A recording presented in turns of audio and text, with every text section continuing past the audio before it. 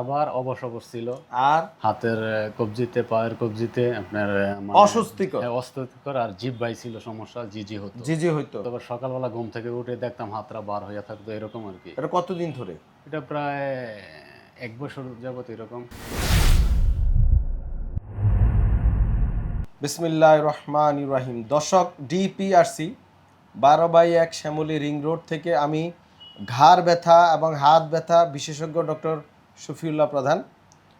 আমাদের প্রবাসী রুগীরা, স্পেশালি যারা ওমান, সৌদি আরব, মধ্যপ্রাচ্যে, মালয়েশিয়া, সিঙ্গাপুর থাকেন, আর ইউরোপ, আমেরিকা, অস্ট্রেলিয়া, কানাডা, এই দেশের প্রবাসীরা যে কোনো ব্যথা, বেদনা, ডিসেবিলিটি, অ্যাডভান্স রিহ্যাব, ফিজিওথেরাপি, পুনর্বাসন এবং অপারেশনবিহীন চিকিৎসার জন্য সোজা চলে আসে কোথায়?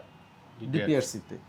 তা আমাদের এই যে প্রবাসী ভাই আছেন জুয়েল সাহেব, উনি হচ্ছে ওমান প্রবাসী, কিন্তু বাংলাদেশে ব্রাহ্মণবাড়িয়া জেলার রুগী, যে জেলা নিয়ে আমরা গর্ব করি। যারা থাকলে আমাদের প্রতিরক্ষা ব্যবস্থা কি থাকে? উন্নত থাকে নাকি? এক ব্রাহ্মণবাড়িয়া, নরসিংদী, 2 জেলাই এনাফ নাকি? মানে যে কোনো কিছু ট্যাকেল দিয়ে ফেলাইতে পারবো। কিন্তু উনি বিদেশ থাকে, যাই হোক। কিন্তু বিদেশ থাকার কারণে যে প্রবলেমটা হয়েছে, ওনার ঘাড়ে জেলি বের হয়ে গেছে, রক চাপ খেয়ে রয়েছে বিভিন্ন কারণে। এইটা নিয়ে আমার ভিডিওগুলো আগেরগুলো দেখবেন।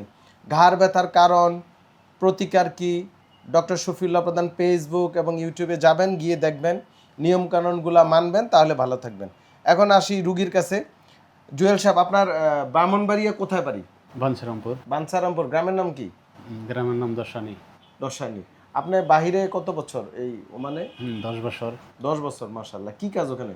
কি জাতীয়? আমি মানে কেয়ারটেকার কাজ করি আর কি। দাঁড়িয়ে থাকতে হয়? হ্যাঁ। তো গাড় নষ্ট হলো কেমনে? আপনি নিয়ে যে কাজ করি, মানে নিচের দিক তাকায়, এর জন্য বেশি সামনে ঝুঁকে কাজ সামনে করতে হয়। কাজ করি। মোবাইল চালান লাগে?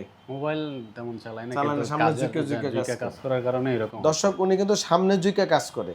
তা আমরাও সামনে ঝুঁকে কাজ করি, কিন্তু আমরা যেহেতু জানি, এই জন্য আমরা একটু ঘাটটা সোজা রাখার চেষ্টা করি। মাঝে মাঝে ঘাড়ের ব্যায়াম করি, আমার ইউটিউব, ফেসবুকে দেয়া আছে। ব্যায়ামগুলো শিখলে আর আপনাদের হবে না।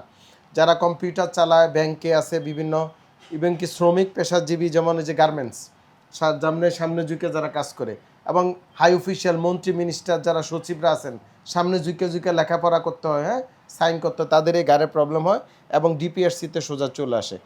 তো এখন বলেন, আপনার এই সমস্যাটা কি ছিল আমাদের এখানে আসার আগে? আমার গাড়ে কিছু সমস্যা ছিল, মানে কি তেমন ব্যথা? ব্যথা তেমন ছিল না, কিন্তু জিজি ছিল।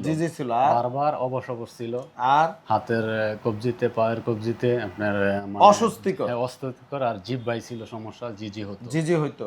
মানে এতে আপনার কি সমস্যা? কাজ করতে অসুবিধা হইতো? এতে জিজি করতে, কাজ করতে সমস্যা হতো। আবার সকালবেলা ঘুম থেকে উঠে দেখতাম হাতটা বার হইয়া থাকতো, এরকম আর কি। এটা কতদিন ধরে? এটা প্রায় 1 বছর যাবত এরকম। তো ওখানে কি ডাক্তার দেখাইছেন?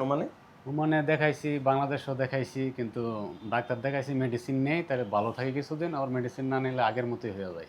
আচ্ছা, তারপর আমার এক বন্ধুর মাধ্যমে আপনার ডিপিআরসি থেকে আমি সন্ধান নিলাম যে ডিপিআরসি আসার জন্য, তারপরে এই জায়গায় ঠিকানা নিয়ে আসলাম আর কি। আপনি এখানে কতদিন ডিপিআরসিতে? আজকে 14 দিন। 14 দিন। এখন আপনার যে সমস্যাগুলো নিয়ে এসেছেন, এগুলো কি অবস্থা? হ্যাঁ, এখনকার ঠিক ভালো আছি আলহামদুলিল্লাহ। এখন আগের থেকে অনেক ভালো। আপনার কাছে ঠিক আছে? আপনার কাছে তো মনে হয়েছে আমরা তো এখানে অ্যাডভান্স রিহ্যাব করছি বিভিন্ন প্রকার।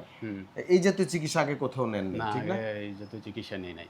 তো দর্শক, এই যে অ্যাডভান্স এমডিটি অ্যাপ্রোচ ট্রিটমেন্ট, এটা একমাত্র ডিপিআরসিতে হয়। অনেকে মনে করে এটা থেরাপি। নো, কারণ আপনারা তো যারা রুগী, আপনারা তো আসলে মেডিকেল সায়েন্স সম্পর্কে জানেন। ইভেন কি অন্য চিকিৎসকরাও এই রিহ্যাব সম্পর্কে অনেকে অবগত না। যারা অন্য সাবজেক্টের চিকিৎসক, তারা তার সাবজেক্ট ভালো বুঝে।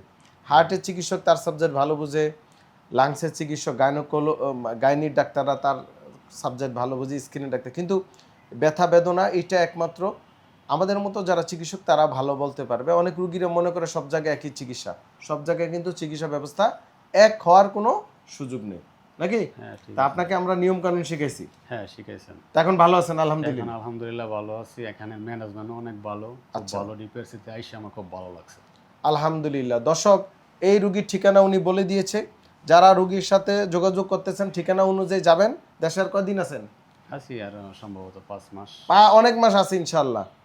ওনার সাথে গিয়ে দেখা করবেন। যারা ওই যে অনেকে আবার বিশ্বাস করে না যে না আপনি অবিশ্বাসের কিছু নাই না তো আপনি একটু এখানে। ধরে দিয়ে আসেন অনেকে আবার মনে করে যে স্বপ্নে দেওয়া ভিডিও মনে আমরা বানিয়ে ছেড়ে দিই, না এরকম তো না, আপনার প্রতিষ্ঠান আছে সবকিছু আছে, কেন ভিডিও বানাই কিন্তু মানুষ তো মনে করে আর কি। না আমি আসছি, আমি সুস্থ হয়েছি, আমি বলছি যে সুস্থ না হলে সেটাই তো আর বলতাম না। সেটাই রোগীর ঠিকানা উনি নিজের মুখে বলছে, ভিডিওতে দেয়া আছে, ওখানে ঠিকানা অনুযায়ী খোঁজ নেবেন। ব্রাহ্মণবাড়িয়া জেলার রুগী, ওমানে গেল খুঁজে পাওয়া যাবেন। তো আলহামদুলিল্লাহ ডিপিআরসি এভাবেই আমরা চিকিৎসা দিই। উনি আমাদের কাছে যে সমস্যা নিয়ে এসেছিল, ঘাড়ে ওই যে জিজি করতো, হাত অবশ, আঙ্গুলে জিজি, শরীর দুর্বল ছিল, হ্যাঁ এই সমস্যাগুলো, এবং জিহ্বায় একটু জিজি করতো। তো আলহামদুলিল্লাহ রুগী এখন অনেকাংশে ভালো আছে, আরও ভালো থাকবে। ব্যায়াম ট্যায়াম শিখিয়ে দিব ইনশাআল্লাহ। ওই সামনে ঝুঁকা কাজটা একটু হ্যাঁ মানে মাইনা করতে হবে, হ্যাঁ যত কম করা যায় সামনে ঝুঁকা। সবাই ভালো থাকবেন। আসসালামু আলাইকুম রহমতুল্লাহ বরকাত। ডিপিআরস লিমিটেড, আস্থা, বিশ্বাস ও নির্ভরতায় অবিচল।